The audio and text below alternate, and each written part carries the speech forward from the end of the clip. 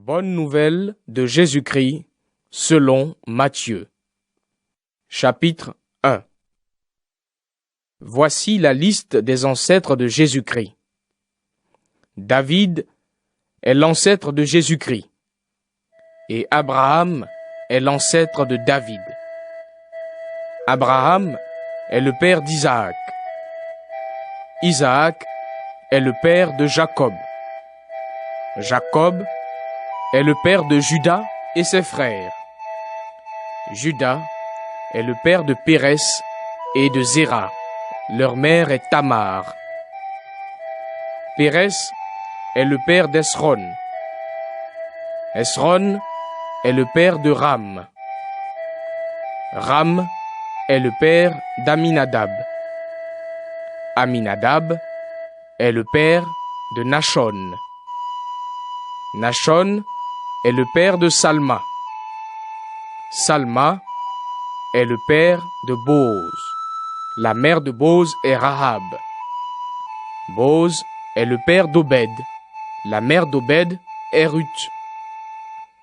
Obed est le père de Jessé. Jessé est le père du roi David. David est le père de Salomon. La mère de Salomon était la femme d'Uri. Salomon est le père de Roboam.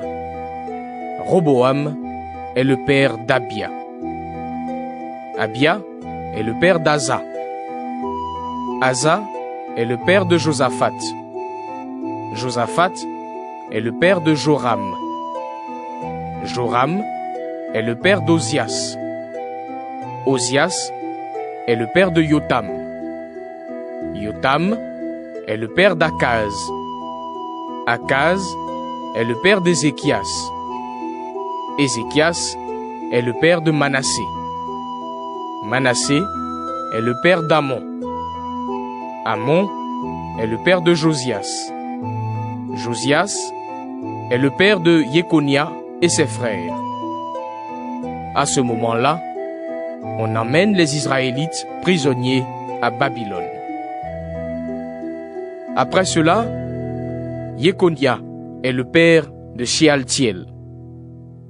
Shealtiel est le père de Zorobabel. Zorobabel est le père d'Abiou. Abiou est le père d'Eliakim. Eliakim est le père d'Azor. Azor est le père de Sadok. Sadok est le père d'Akim. Akim est le père d'Élioud. Élioud est le père d'Élazar. Élazar est le père de Mathan. Mathan est le père de Jacob. Jacob est le père de Joseph. Joseph a pris Marie pour femme, et Marie est la mère de Jésus, qu'on appelle Christ. Voici le total. Il y a 14 générations depuis Abraham jusqu'à David. Il y a 14 générations depuis David jusqu'à ce qu'on emmène les Israélites prisonniers à Babylone. Ensuite, il y a encore 14 générations jusqu'au Christ. Voici comment Jésus-Christ est né. Marie, sa mère, est promise en mariage à Joseph. Mais, avant d'habiter avec Joseph, Marie attend un enfant par la puissance de l'Esprit Saint. Joseph, son fiancé, est un homme juste.